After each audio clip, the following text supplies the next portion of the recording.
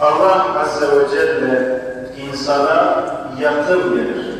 Semaya dünyaya iner ve Ela min mustahfirin fe'agfirehu. Var mı? Günahından tövbe edip bağışlama dileyen de ben günahını bağışlayayım.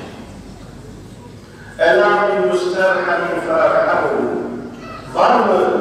Rahmet, merhamet dileyen de ona merhamet edeyim. Hem Ela min mustahfirin fe'arzukahu. Var mı benden rızık dileyen de onun rızkını genişleteyim.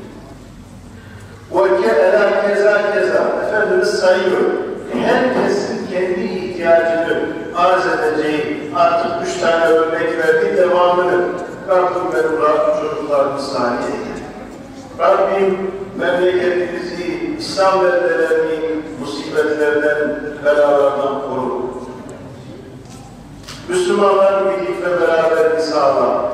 Sevgi ve muhabbetlerini, kardeş olmalarını sağla. Dualarını çoğaltabilir. Rabbim hastalarımıza şifa ver, dertlerimize deva ver deyip bu gece öyle bir gece diyor Efendimiz sallallahu aleyhi ve sellem.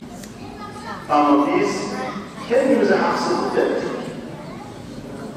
İllem tagfir lena ve terhamna lenekunenne minel khasirin.